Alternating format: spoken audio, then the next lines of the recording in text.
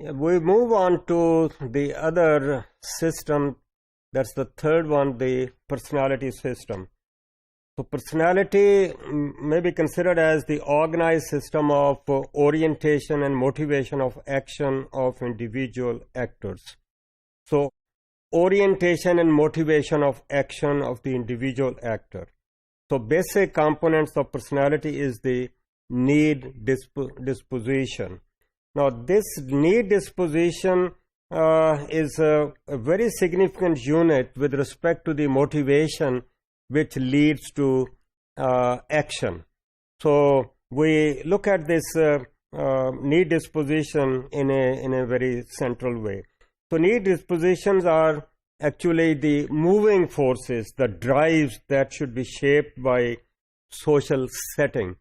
So the social setting might be instrumental in motivating a person to take an action for the gratification of certain needs. So basic unit of personality system is the individual actor. So the focus is on individual's needs, his or her motives, his or her attitudes, and on the basis of these, the person is motivated, is urged to take action for the gratification of these needs. So it results in the acceptance, rejection, and seeking new objects to satisfy needs. So that is very important for pushing a person to take an action for the satisfaction of the needs. The three basic types of need dispositions are, first of all, it impels actors to seek love and approval from their social relationships. So they will be looking into some kind of approval of their actions, of their activities.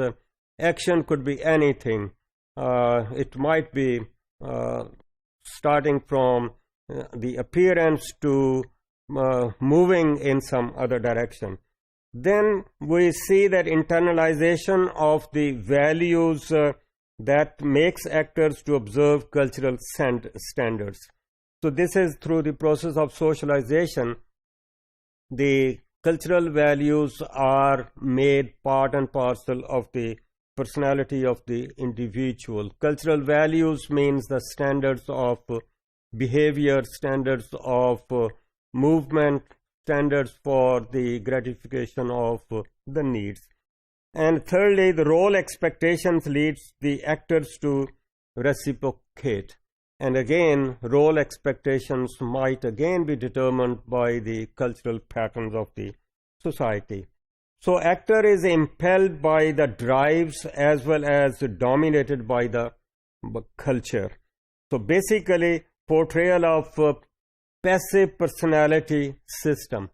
So if the person's behavior or their actions are all governed by the culture, it gives the impression that the person is not an active kind of individual, it's a passive kind of individual. He has a passive personality, simply submitting to the norms of the society, culture of the society, values of the society.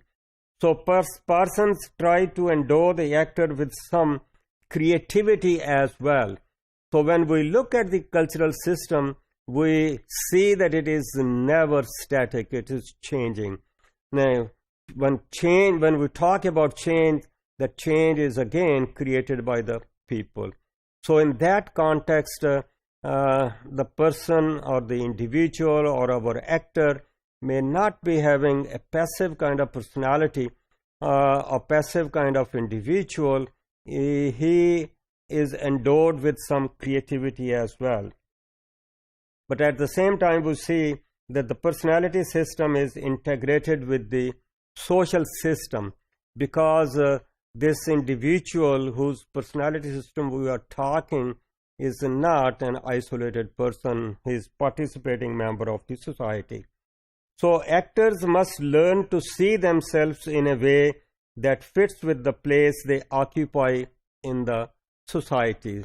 So since they are participating members of the society, Therefore, they have certain role, they have certain status in the society, and accordingly they have to play the role. So the role is being played in accordance with the expectations of the society. So role expectations are attached to each of the roles occupied by the actors. So learning of self-discipline, internalization of value orientation is part and parcel of the whole process of this personality.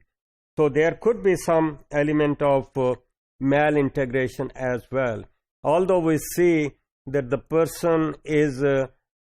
person's behavior is governed by the culture, and he internalizes culture through socialization, but still we might see that the person might disagree with some of the expectations from the society. So there could be some differences, and from these differences the changes do appear. The fourth system is a behavioral organism. So human being might be considered in the biological sense, the source of energy for other three systems. So this behavioral organism is actually the moving individual, and other systems are part of it. So we see that it is based on genetic constitution. So organization of the system is affected by the processes of conditioning and learning that occurs in life. So we see that it's a biological organism.